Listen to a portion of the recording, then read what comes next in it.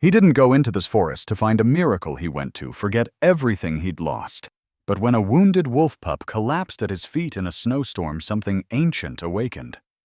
What happened next turned an ex-ranger into a guardian, and a silent child into a voice for the wild. Some bonds aren't taught, they're chosen across species, silence and snow. Have you ever felt rescued by something you were trying to save? If you have, share your story in the comments. We'd love to hear how love found you in unexpected ways. The wind howled like a wounded beast through the pines of Bitterroot Valley.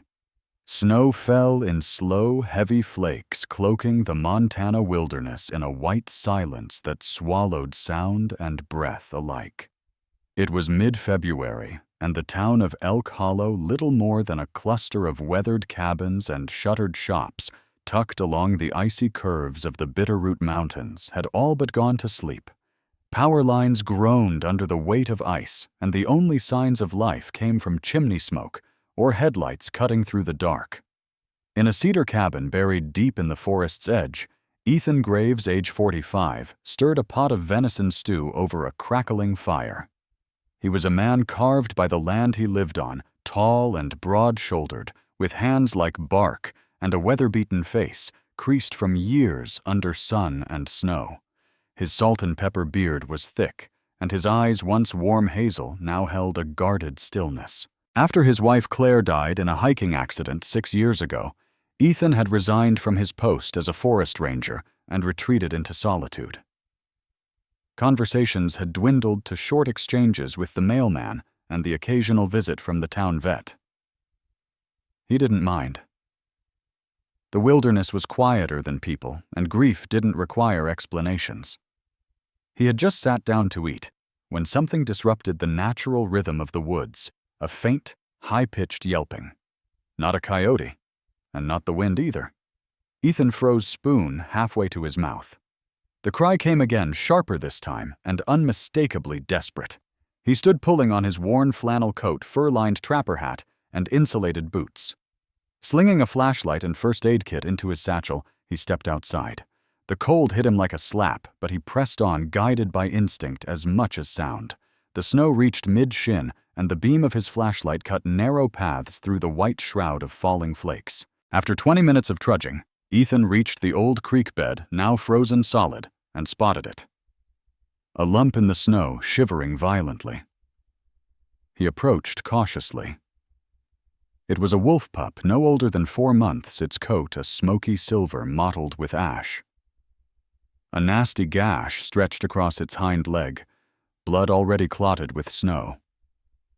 Its eyes were wide, terrified, and luminous amber.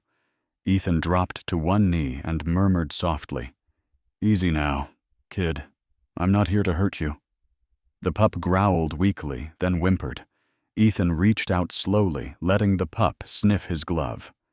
It didn't pull away. He scooped it into his arms gently, wrapping it in his coat. The pup was alarmingly light. As he turned back toward the cabin, the wind howled louder, as if warning him. Back at the cabin, Ethan laid the pup on a wool blanket by the fire. He cleaned the wound, applying antiseptic and stitching it with careful precision. The pup barely struggled, too weak to resist. Once treated, it curled into the blanket, and for the first time stopped shivering. Ethan poured water into a shallow bowl and set down a bit of warm meat, watching silently as the animal sniffed, then slowly ate. He should have left it there. Nature was meant to be wild. But something in the pup's eyes, the same haunted resilience he saw in the mirror, refused to let him turn away. He sat beside it, sipping from his old metal mug, and muttered, "I guess you can stay a while." As the fire crackled and the snow thickened outside, another voice entered the story, not through the door, but from across the forest. Ruby Fenwick. 15, lived with her father in a run-down trailer park at the edge of Elk Hollow. Ruby was slight of frame, with curly brown hair always hidden beneath a wool beanie, freckles across her nose, and large, thoughtful eyes that often stared out the window as if listening to things others couldn't hear. Since her mother passed 2 winters ago from an undiagnosed illness, Ruby had taken to wandering into the woods with her sketch pad and worn-out binoculars. She had once seen Ethan from afar, but never dared approach. Locals called him Ghost Ranger, whispered rumors about his past and the way he talked to trees. But Ruby, with a heart too old for her age, didn't believe in ghosts. She believed in stories and in broken people who needed quiet places to mend. That evening she watched the snow fall and saw a shadow moving in the distance, tall with a coat slung around something in his arms. She knew it was him, and that knowledge made her clutch her journal tighter, heart racing. Meanwhile, inside the cabin, Ethan sat still beside the wolf pup. The storm beat against the windows, but a strange peace hung in the air. For the first time in years, the silence didn't feel so empty. He didn't name the pup, not yet. He wasn't sure it would live through the night.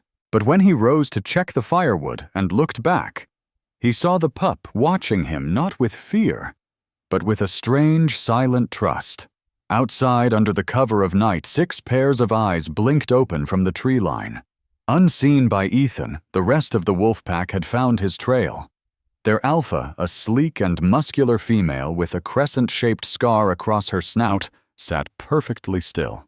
Her name was Luna, and she did not growl. She simply watched as the man vanished into the cabin, her missing pup safe inside. She did not howl that night. She waited. By the time morning crept into Bitterroot Valley, the storm had softened into a whisper of flurries. Light filtered weakly through heavy clouds, casting the forest in muted gray.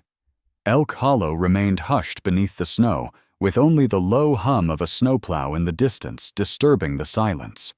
Ethan Graves awoke to a sharp bark, not loud, but enough to stir him from sleep. The fire had dwindled to coals, and cold air nipped at the edges of his cabin walls. The pup was sitting up. Still bundled in the wool blanket, the young wolf gray with flecks of white around its muzzle was now alert. Its ears twitched at every creak and sigh of the wood cabin. Its amber eyes, large and luminous, followed Ethan with quiet intensity.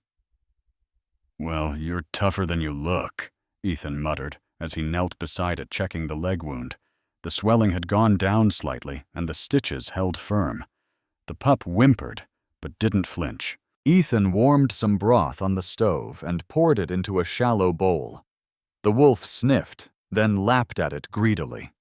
Its tail, a thin, bushy curl, twitched with tentative energy. "You're still not out of the woods," Ethan said, watching as the creature curled back onto the blanket. "But I'll be damned if you're not a fighter." Outside, the snowfall had stopped, but the air remained bitter. Ethan stepped out with his coat drawn tight. He grabbed firewood from the covered shed, stacking it by the door. But something made him pause. Movement along the tree line. Barely a flicker. A shape in the shadows. He narrowed his eyes. Standing still between 2 towering spruces was Luna, the alpha wolf. Her coat was a shimmering mixture of black and silver, her legs long and powerful. A faint scar split the bridge of her nose, and her yellow eyes gleamed with ancient intelligence. Behind her, barely visible, were 4 more wolves, 2 juveniles and 2 adults, including a large male with a jagged tear in his left ear, known later as Ash the Father. They didn't growl or advance. They simply watched. Ethan stood still, heart pounding not with fear, but awe. There was no aggression in their posture, no raised hackles or bared teeth. Only observation. He raised a hand, not in warning, but in acknowledgement. The alpha did not respond. After several minutes, she turned and disappeared silently into the woods, her pack following. Back inside, Ethan rubbed his beard, thoughts tangled. Wolves didn't linger that close to human dwellings unless threatened, or unless one of their own was missing. He looked over at the pup, who was now sleeping again, its breath rising in gentle rhythm. Ethan understood. He had unknowingly invited himself into a family's grief. And yet they hadn't reclaimed their pup. Not yet. Meanwhile, across the valley, Ruby Fenwick sat cross-legged on her bedroom floor, surrounded by open sketchbooks. Her room was modest, its walls papered with faded photographs of wolves, birds, and mountains. Ruby herself was bundled in 3 layers of sweaters, her hands covered in fingerless gloves. The furnace in her home had stopped working days ago, but her father, Don Fenwick, a wiry man with calloused hands and a short temper, had not yet bothered to fix it. Don worked as a mechanic at a failing gas station, his shirt always stained with grease, and his mood always stained with regret. Since Ruby's mother died, Don had spiraled, drinking more, speaking less, and carrying a perpetual slouch of defeat. He wasn't cruel, just absent. A shadow of the man he once was. Ruby had long ago stopped expecting warmth from him. She found comfort instead in the forest, in pages, and in silence. That morning she made her way toward the outskirts of the woods, bundled in a forest green parka far too large for her. Her binoculars dangled from her neck, and a sketch pad was tucked under her arm. She wasn't searching for anything in particular, just quiet. But curiosity led her to the ridge above the creek. From there she spotted Ethan's cabin smoke rising gently from its chimney. She hadn't dared get close before. Today, something felt different. She saw Ethan standing outside scanning the woods. Then she noticed movement, a silhouette slipping between trees. Wolves. Ruby's breath caught in her throat. She raised her binoculars, heart pounding. A family of wolves, 5 of them, standing on the ridge, watching the man below. She recognized the posture. It wasn't hostile. It was something else entirely. She scribbled into her sketch pad, feverishly capturing what she could. Shapes, gestures, eyes. She added notes in the margins. They know him, or know what he has. She stayed until the wolves retreated, and Ethan went back inside. Later that afternoon, Ethan stepped out again carrying a metal bowl filled with meat scraps and warm water. He walked to the edge of the clearing and set it down beneath a pine. Then he stepped back, returned to the cabin and closed the door, but only halfway. He waited. As twilight descended, turning the sky a bruised purple, the first movement returned. Luna. She emerged alone this time, her movements fluid, her head held low, but proud. She approached the offering, sniffed once, then began to eat in slow, deliberate motions. Her ears remained alert, but she did not look toward the cabin. Ethan watched from inside, breath held. When she finished, she stepped back. For a moment she turned toward the cabin. Their eyes met. No sound passed between them, just a flicker of understanding. Then she vanished into the woods again. Back in town, Ruby sat on the library's public computer typing up her notes. The library's sole librarian, Marge Culver, a short, broad-shouldered woman with a loud laugh and a kind heart, passed by and smiled. "Wolves again, Ruby?" she asked. Ruby nodded. "They're getting close to the cabin near the creek." Marge gave a knowing smile. "You mean the old ranger's place? Strange man?" "Quiet." "Maybe not that strange," Ruby said, eyes gleaming. She saved her notes and left the library just as the last light faded from the sky. She didn't know it yet, but her path was beginning to curve gently toward Ethan's 2 broken souls, orbiting the same silent call of the wild. And inside the cabin, Ethan sat by the fire once more. The pup, still nameless, rested beside him, breathing steadily. He looked out the window, half expecting to see golden eyes again. He didn't, but he knew they were there. Watching. Waiting. Judging him not by his words, but by what he chose to do next. The sun rose slowly over Elk Hollow, casting amber light across the frost-bitten windows of its modest homes. February lingered like a ghost, cold, unmoving, and silent. The roads were still blanketed with yesterday's snowfall tire marks, shallow footprints almost non-existent. At the edge of town, where pavement surrendered to pine needles, the forest reclaimed everything in hush and shadow. Bitterroot Valley never truly woke in winter, it only stirred between silences. Inside her room, Ruby Fenwick tied her boots tight. Her green coat sagged from use seams mended with clumsy stitches and safety pins. Her cheeks, still touched by the softness of youth, were pink from the cold that leaked through thin insulation. She tucked her worn sketch pad into her satchel and slid a thermos of lukewarm cocoa into the side pouch. Her father hadn't noticed her leave. He rarely did. Ruby wasn't just walking today. She had a plan. She had seen the wolves. She had seen the man. And in her chest, a fierce curiosity burned brighter than fear. She had questions, and maybe if she didn't speak too loud or move too fast. Some of them could be answered by just being there. The trees swallowed her quietly as she stepped off the trail and into the deep woods. She moved like someone who had learned to listen. Her mother, Isabel Fenwick, had once taught her how to walk without snapping twigs. Isabel, a park interpreter with a bright scarf always tied around her neck, had died of heart complications on a frozen morning, just like this one. That morning had been quiet, too. Ruby pressed forward toward the ridge above the cabin. From his window, Ethan Graves spotted the silhouette before she saw him. At first, just a flicker of movement against the backdrop of snow-heavy pines. He reached for the binoculars on his shelf, the same pair he hadn't used since Claire died. When he adjusted the focus, surprise flickered across his face. A girl. Alone. Watching him from above, not approaching. Just sketching. The pup stirred beside the hearth. It was healing rapidly thanks to Ethan's vigilance, though it still limped when it walked. Its coat had fluffed with warmth and good food, and its eyes, always tracking, never left Ethan's side when he moved. He had started calling it Whisper, though not out loud. Saying it might make it real, and real meant responsibility. Ethan returned his attention to the girl. He stepped outside, letting the cabin door creak in warning. The girl didn't run. She looked up, clearly startled, but held her ground. "You following me?" Ethan called across the clearing. Ruby hesitated, then slowly began her descent. As she emerged from the woods, Ethan studied her. Slender build, big brown eyes. Nervous but not scared. Around 15, maybe younger. She kept her chin high, but her hands trembled slightly.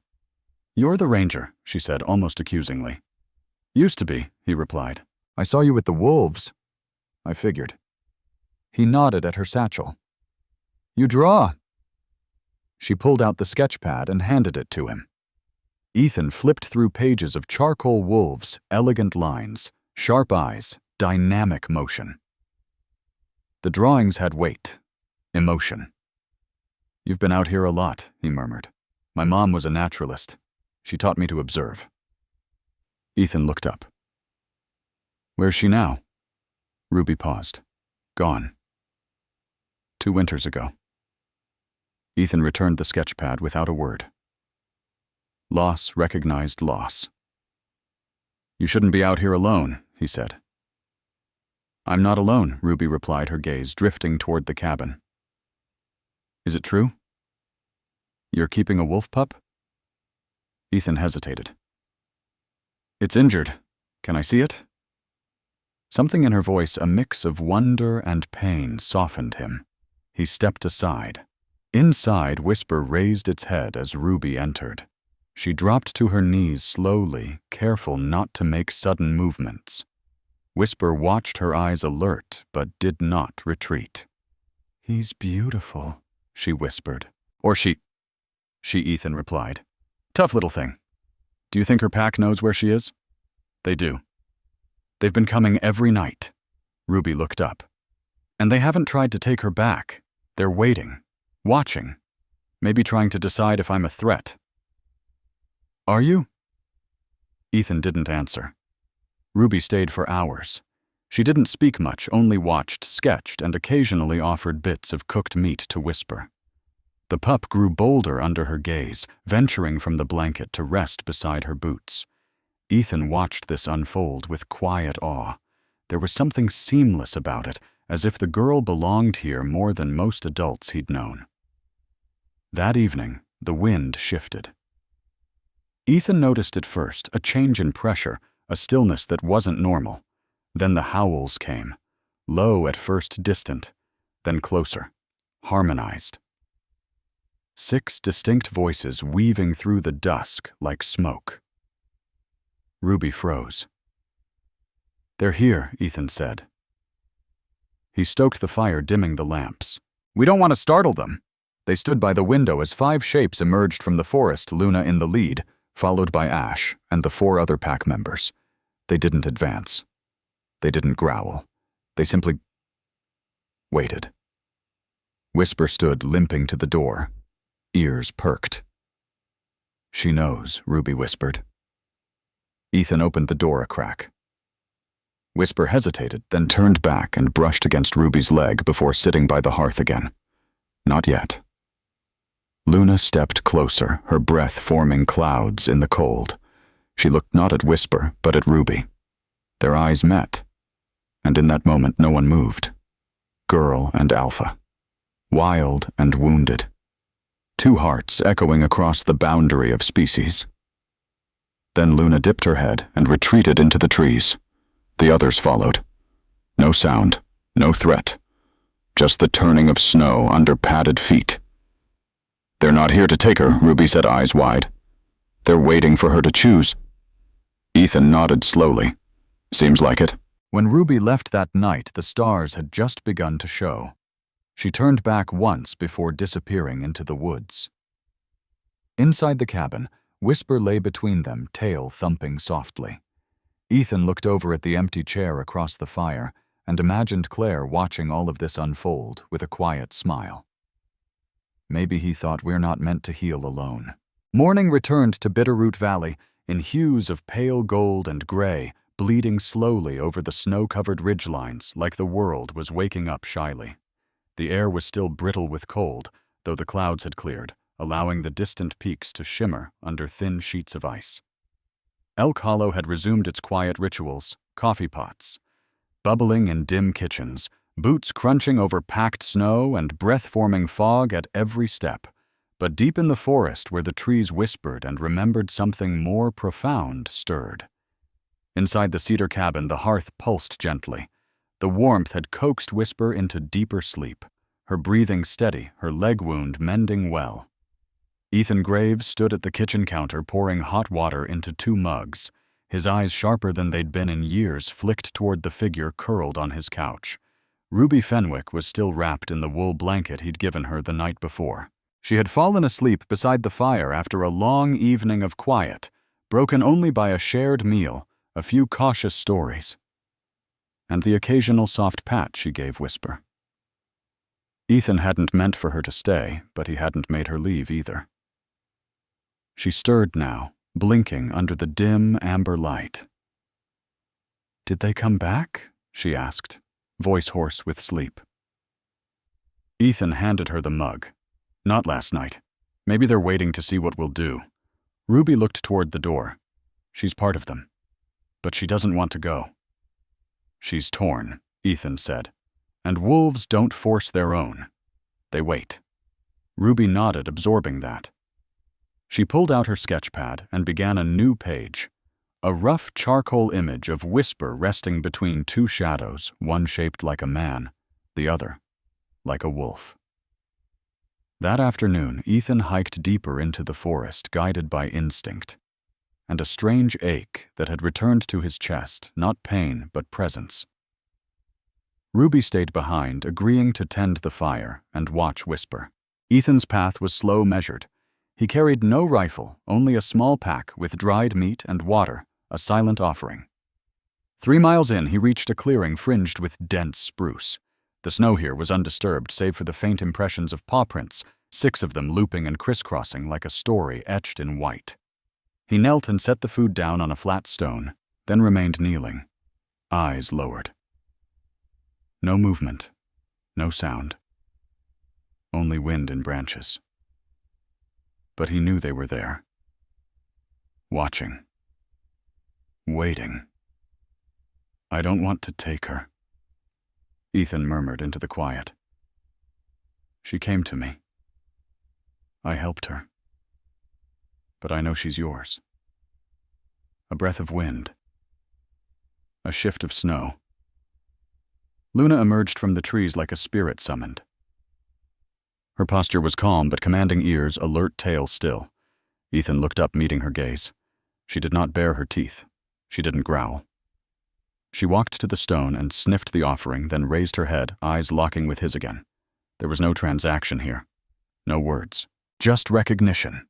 Behind Luna Ashe, the battle-worn male stepped forward. Larger than her, his frame was built of muscle and old scars. He flanked her silently. The two juveniles, Willow and Bramble Leaner, younger curious, hung further back, peering with caution. Ethan slowly stood and backed away, leaving the food. Luna did not follow. She watched him retreat, then turned to her pack. The accord had been made. Back at the cabin, Ruby stared out the window. Whisper sat beside her tail, thudding lightly. The pup had grown stronger, her frame filling out with energy and instinct, but she remained still, head-tilted, ears turning, as if listening to something distant. Ruby laid her hand gently over Whisper's fur. "They'll come again, won't they?" Whisper blinked. That night, as the sky turned cobalt and stars spilled across the heavens, Ethan built a fire outside the cabin, a ring of stones, dry pine logs, and dry kindling. He and Ruby sat beside it, wrapped in blankets, Whisper curled between them. And from the dark they came. Luna stepped into the clearing first, her breath fogging the air. Ashe followed close, then Willow Bramble, and the remaining two Misty, the smallest of the siblings with one pale eye, and Flint the only one who dared take a step closer. Ethan did not move. Ruby reached out slowly and held Whisper's collar. No words were spoken.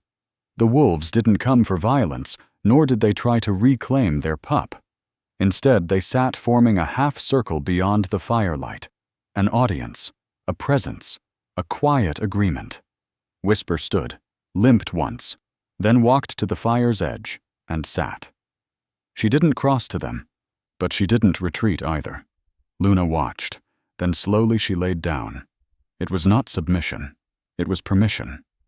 A signal. Ruby leaned in and whispered, "This is their way of saying thank you." Ethan felt something in his chest uncoil, some knot of grief and fear that had kept him alone for far too long.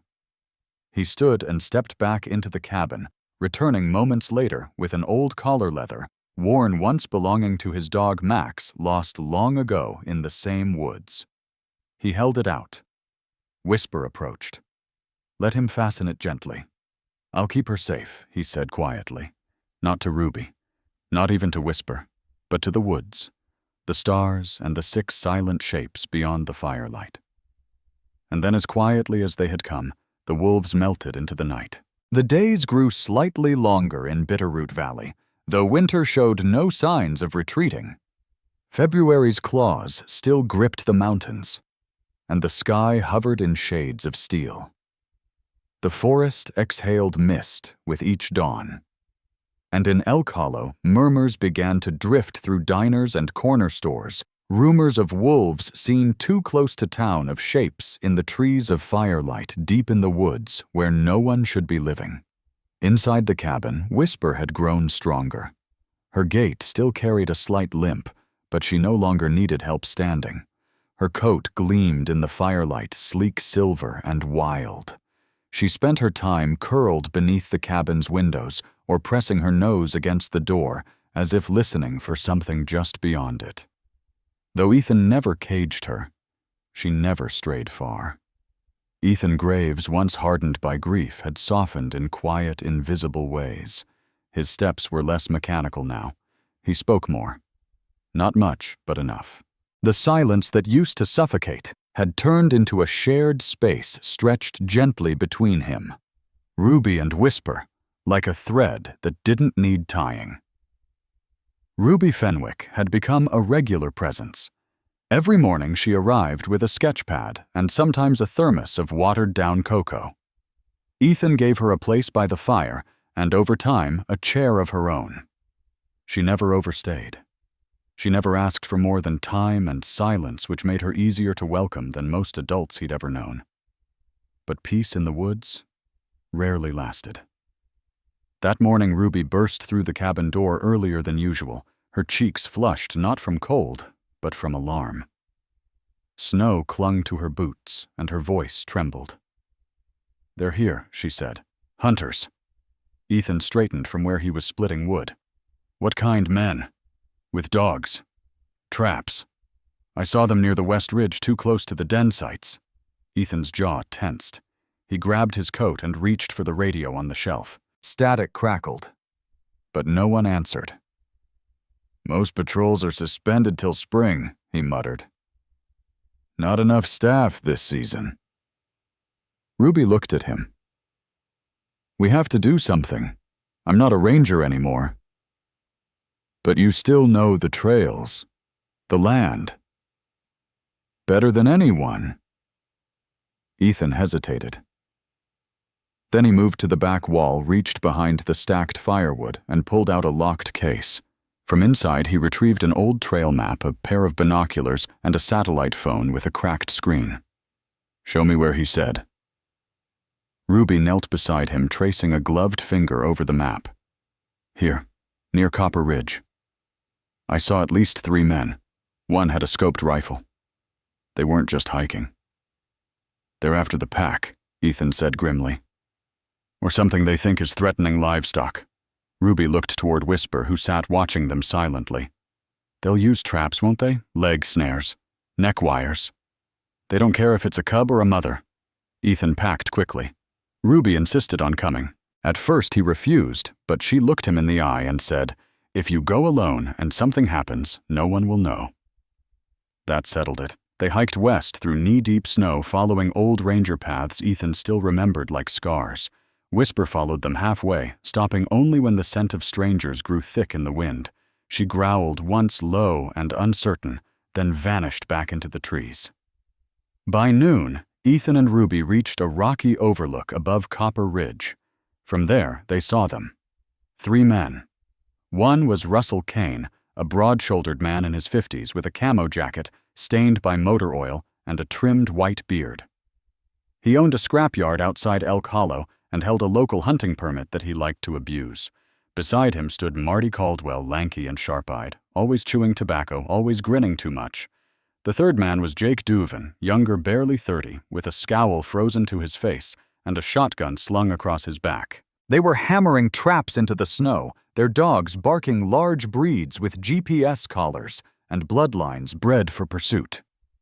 Ethan's voice was low. "They're setting up a line. They'll sweep the ridge by nightfall." Ruby's fists clenched. "That's near the pack's den. The pups, we won't let it happen." They circled wide, dropping down the slope behind the hunters using fallen logs and snowdrifts for cover. Ethan moved with practiced ease, but Ruby was close behind, nimble and sure-footed. They reached the outer trap line and began working quietly, disarming snare after snare, marking each one with bright red string. "I used to do this every spring," Ethan whispered. "Reset lines set by poachers. I hated it." "It never ends." "Why did you stop?" Ruby asked. "My wife died, and I thought the world could go on without me." Ruby didn't respond. She didn't need to. They were halfway through the 3rd trap when a voice cut through the trees. "Hey," Ethan froze. Ruby ducked low. Russell Kane emerged from the brush, shotgun in hand, his eyes narrowing. "I know you," he said to Ethan. "Ghost Ranger, what the hell are you doing out here, checking for illegal traps? My permit's valid. Your location's not." Kane stepped closer, expression tightening. "You living out here now, playing rescue for mangy dogs?" Behind him, Jake and Marty emerged, forming a loose triangle. Ethan kept his tone calm. "Take your dogs. Take your toys. Leave the ridge." "And if I don't?" From behind the trees, a growl rose. Not from Ethan, not from Whisper. Luna emerged from the tree line, followed by Ash. Behind them, Willow Bramble, Misty, and Flint stood low and tense. The men froze. Russell's hand twitched toward his gun, but before he could move, Whisper barreled into the clearing, snarling, placing herself between Ethan and the hunters. "Call your damn dog off," She's not a dog, Ruby said, stepping forward. She's with them. The wolves didn't attack. They simply stood their ground, surrounding the humans, not with violence, but with presence. A line drawn without blood. Russell backed away first. This isn't over. Ethan didn't reply. When the hunters retreated, Whisper remained motionless, her yeti-taut eyes never leaving the tree line. Only when the last echo of boots vanished did Luna step forward. She sniffed Ruby's hand, then looked up at Ethan. No sound, no gesture. But something passed between them. Not forgiveness, not alliance. Recognition. Then the wolves turned and disappeared, as soundless as snowfall. A storm was gathering above Bitterroot Valley. The sky, once ash-gray, had darkened to slate, and the wind carried an electricity that made branches whisper warnings through the pine canopy. The scent of snow was sharp and urgent. February's edge had turned bitter, like a final gasp before spring's first thaw. In Elk Hollow, people pulled coats tighter, but deeper in the woods. Tension settled heavier than any snowfall. Inside the cedar cabin, Ethan Graves rewrapped the bandage on Whisper's leg. Though the pup had recovered well from her old injury, her recent sprint through icy brush during the standoff had reopened the edge of the wound. She winced slightly, but her eyes, wild and intelligent, remained steady. She trusted Ethan now, not because he owned her, but because he hadn't tried to. Ruby Fenwick, wrapped in a dark green cloak 2 sizes too big, stirred stew on the cabin stove. Her sketchpad lay open beside her, filled with rough studies of Luna Ash and the hunters. The page corners were worn soft, smudged with graphite and memory. "They'll come back, won't they?" Ruby asked.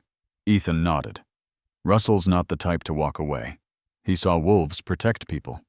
That doesn't sit right with him. What do? We wait. We prepare. That evening, the wind rose like a low roar. It blew in waves, shaking the windows, hissing through the cracks in the logs. The scent of metal and ash reached Ethan's nose, faint, but wrong. He stepped outside. Snow had begun to fall again, light, but relentless. In the distance, a flicker of orange lit up the tree line. "Fire," he whispered. He moved quickly, grabbing his coat radio flashlight and shovel. Ruby followed without question. They reached the ridge above the creek. What they saw froze them. A tree was burning, not struck by lightning, set intentionally. Around it, the edges of old snow had blackened the fire, licking the underbrush unnaturally. Someone had doused it with gasoline. A message. Russell Kane and his men had returned, not with traps, but with fire. Ethan stamped out a burning log. Ruby splashed snow over flames. It took them 30 minutes to suppress it, just enough to keep the blaze from spreading. But the smell lingered. So did the message. This wasn't about trapping anymore, Ethan said. It was a warning. Ruby stood beside him, eyes reflecting the embers. They're escalating. Later that night, Ethan sat sharpening an old knife by firelight. Ruby leaned against Whisper, her hand absently stroking the wolf's neck. Whisper's ears flicked at every creak, every pop from the hearth. She knew something was wrong. "We need help," Ruby said. "Real help." Ethan nodded. "There's someone. Used to run wildlife rescue north of here. She's not law enforcement, but she's got pull with conservation groups." He picked up the satellite phone, dialed slowly. The voice that answered was firm and clear. "You're calling Lake Graves," Sarah Molina, Ethan said. "I've got a situation. Wolves, people, and fire." Sarah, 42, was a former wildlife responder from Kalispell. Tall and strong-framed, with cropped black hair and a faded eagle tattoo on her left wrist, she was known for fighting off both poachers and politics. Years ago, she and Ethan had worked together during wildfire season, evacuating injured elk and calming panicked locals. Since then, she'd founded a small rescue sanctuary on the edge of Flathead Forest. She didn't waste time. "How bad?" she asked. "Bad enough that I'm asking. I'll be there by sunrise." The next morning, Sarah arrived in a white pickup coated with mud and salt. She stepped out in weather-worn hiking boots, carrying a duffel and a camera drone in one hand. Her face, hard as flint, softened just slightly when she saw Whisper step out of the cabin. "Well," she said, crouching down, "aren't you a miracle?" Whisper didn't back away. She sniffed Sarah's glove, then returned to Ruby's side. "You weren't kidding," Sarah said. "That's not a rescue. That's a choice." Ethan led her through the forest, showing her the burnt trees, the traps, the paths. Sarah recorded everything, tagging GPS points, photographing every snare and scorch mark. "They've broken at least 6 federal regulations," she muttered. "If I can get this to the right people." "They'll stall," Ethan said. "Too much red tape.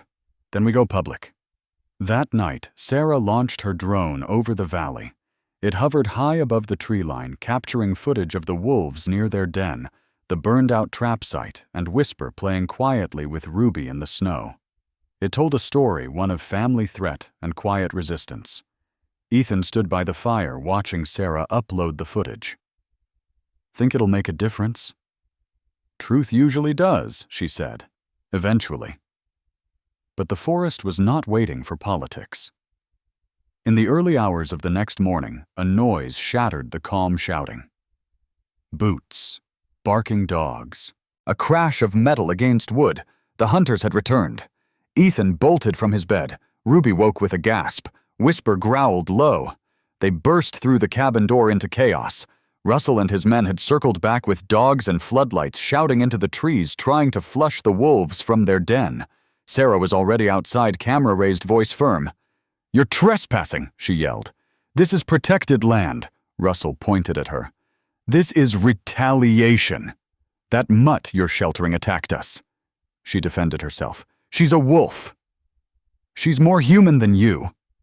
Ruby snapped. The hunters spread out. Then from the trees, movement. Luna, ash, willow, bramble, misty, flint. They emerged, not in fear, but in formation, silent and ready. One of the dogs barked, wildly lunging. The lead hunter lost grip of the leash. The dog charged straight at Ruby. Whisper moved first. She met the dog mid-leap, teeth bared, knocking it off balance. They rolled in the snow, snapping, snarling. Ethan rushed forward, grabbing Ruby and pulling her back. The dog yelped and ran, its handler scrambling to regain control. Whisper limped back, chest-heaving fur torn at the shoulder. Sarah was still filming. "Get out," she said through gritted teeth, "before you make things worse." Russell hesitated. He looked at the wolves, the girl, the camera. He spat into the snow. "This isn't over." But this time he left. When silence returned, the wolves remained still. Whisper sat down beside Ruby, licking the blood from her paw. Sarah knelt. She saved her. Ethan looked toward the trees. No, they all did. The storm passed without snow, but left behind a colder silence than before. Bitterroot Valley lay still under its heavy sky, the trees coated in frost like frozen lungs holding their breath.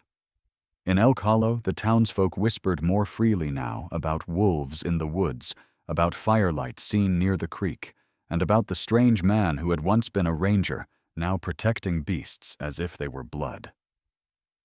Back in the cedar cabin, time moved like molasses in winter sun. Ethan Graves stood at the hearth, his back to the fire, eyes on Whisper. The young she-wolf rested on a thick rug, her bandaged shoulder healing slower than expected. She barely moved unless Ruby called. Ruby Fenwick, wrapped in a quilt Ethan had pulled from an old chest, was curled in the rocking chair beside the hearth. Her cheeks were pale with exhaustion, and her hand never left Whisper's fur. Since the attack, she hadn't spoken much. The encounter had shaken her, but not broken her. In fact, something had ignited. A quiet knowing. A fierce belonging. Outside, the snow had begun to melt in patches beneath the trees, exposing dark soil and pine needles.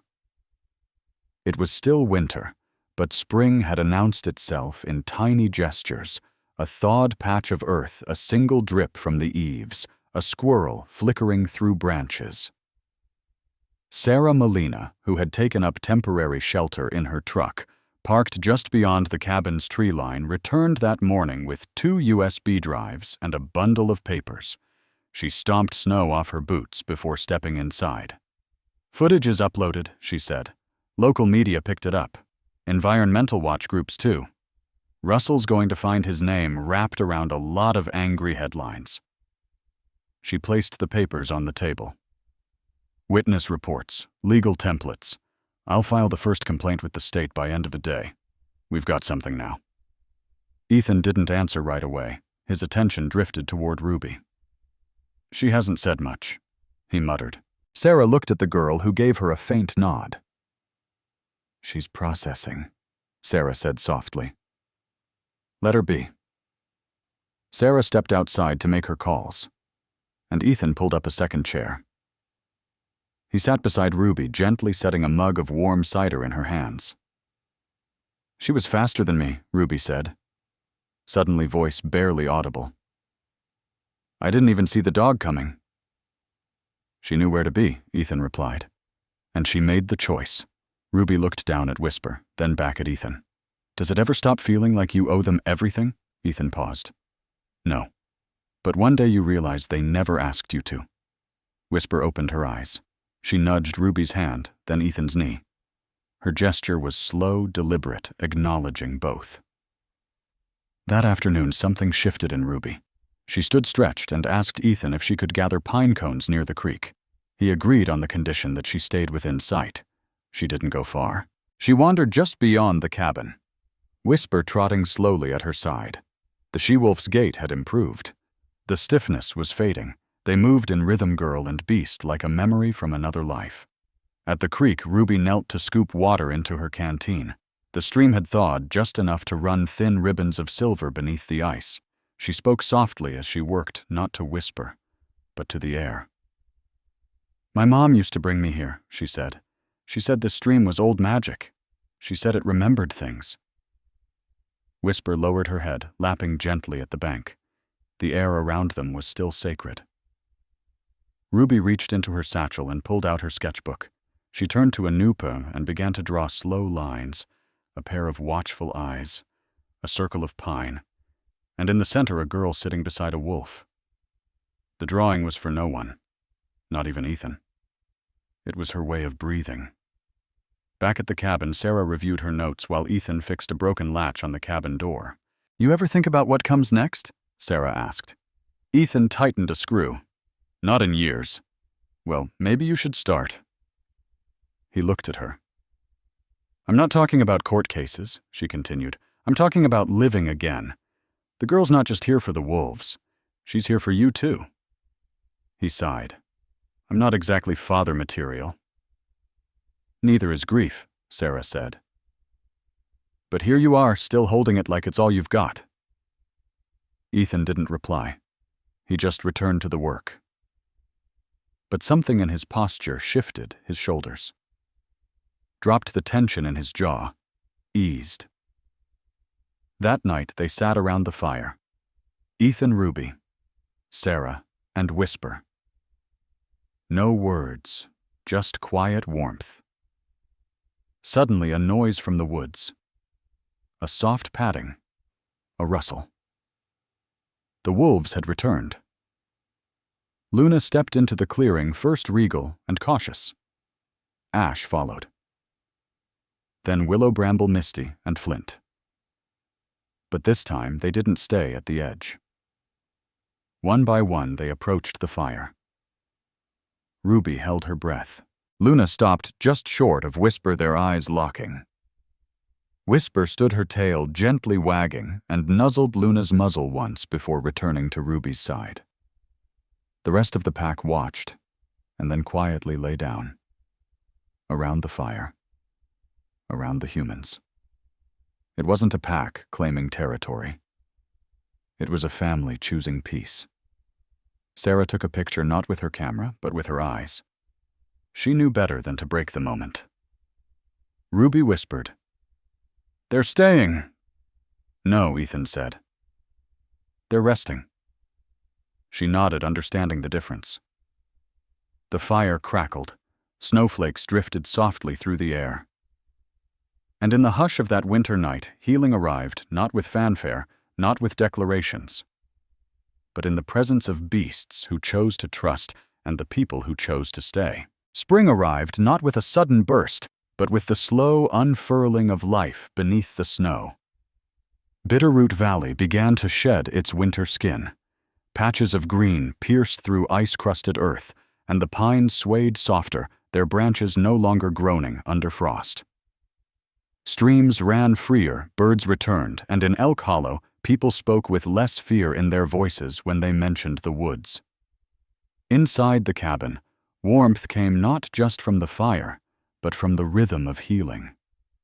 Whisper no longer limped. She trotted easily, her silver coat sleek and strong. Her bond with Ruby was unshakable now, not merely that of girl and wolf, but of kindred souls who had chosen each other in the quiet. Ruby Fenwick, now more confident, moved through the cabin as though it were hers. She swept the floor, stoked the hearth, and read aloud sometimes from old field guides Ethan had kept buried in boxes.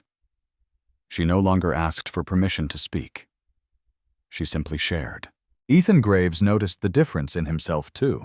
His posture had straightened, his eyes softened. He smiled now, if only slightly, and not just with his mouth, but with the quiet kindness of someone who had finally made peace with the ghosts in his chest. Claire's photo still sat on the mantel, but next to it now was a sketch Ruby had given him of Whisper in the snow, head tilted skyward, howling not in sorrow, but in song. That week, a letter arrived, hand-delivered by Sheriff Miles Calder, a man in his late 50s with a lean frame, deep-set eyes, and a perpetual squint that made him look either skeptical or concerned, sometimes both. Miles had grown up in Elk Hollow. He knew Ethan from before, back when the ranger still wore his badge, and before tragedy made him vanish into the trees. Miles removed his hat as he stepped onto the porch. "Letter from the district office," he said. "Looks official." Ethan read it silently, his brows lifting only once. "Well," Ruby asked. "They want to designate this area a limited-use sanctuary," he said. "Based on the footage Sarah submitted, and some outside pressure from conservation groups. That's good, right?" she asked. "It means fewer hunters, more oversight, possibly patrols. They'll even consider funding a ranger position part-time." Ruby's eyes lit up. "Would you take it?" Ethan looked out at the trees where the forest breathed softly in the spring wind. "Maybe. But I'd need help," she grinned. "I know a girl who's pretty good with maps." Miles smirked, watching the two of them. "You know," he said, "people around town. They're starting to wonder if maybe all those stories about wolves and men living side by side weren't just legends." "They're not," Ruby said plainly. "We live it." Later that afternoon, the trio hiked to the clearing near Copper Ridge. There, the last snowbanks melted into pools of reflected sky.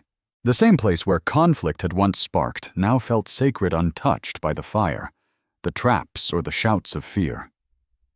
They set up a small wooden post handmade by Ethan and Ruby with a carved message: "Let those who pass here walk with care." Ruby placed a smooth stone at its base, a stone she'd found near the creek on the morning her voice had returned.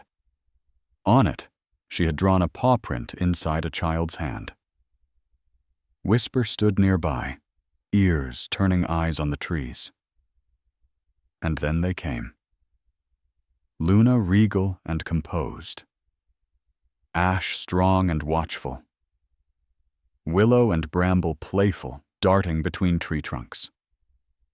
Misty and Flint, now almost fully grown, moving with confident grace. The pack approached slowly, respectfully, but without fear. Whisper met them halfway. Ethan stepped forward, heart caught in his throat. This moment had been coming for weeks, but now that it was here, he didn't feel ready. Whisper paused, turning her head toward Ruby. Ruby knelt. "It's okay," she whispered. "You don't belong to me. You belong to the wind." Whisper nuzzled her gently. Then Ethan, one final press of her snout against his palm, where his calloused fingers trembled just slightly. Then she turned, walked into the forest, and joined her family. They disappeared into the trees not as exiles reclaimed, but as a circle completed. Ruby didn't cry. Neither did Ethan. They just stood there breathing in the forest as if they were learning how to again. A week later, the sanctuary was officially approved. Sarah returned with press kits and a small grant check. Miles helped erect signs and posted notices across Elk Hollow, and Ethan for the first time in years attended a town meeting introducing Ruby not as a child in need, but as his assistant in the field. Whisper and her pack were not seen for days. But then one evening, as dusk poured gold across the ridge, a familiar howl broke the silence. Not sorrowful, not afraid, just present. Ethan and Ruby stood outside the cabin listening. "I think she's saying thank you," Ruby said. Ethan nodded. "No, I think she's reminding us we're still part of their world. And perhaps that was the greatest truth of all. That love, real love, is not ownership. It is presence. It is return. Sometimes God doesn't send miracles with thunder or lightning.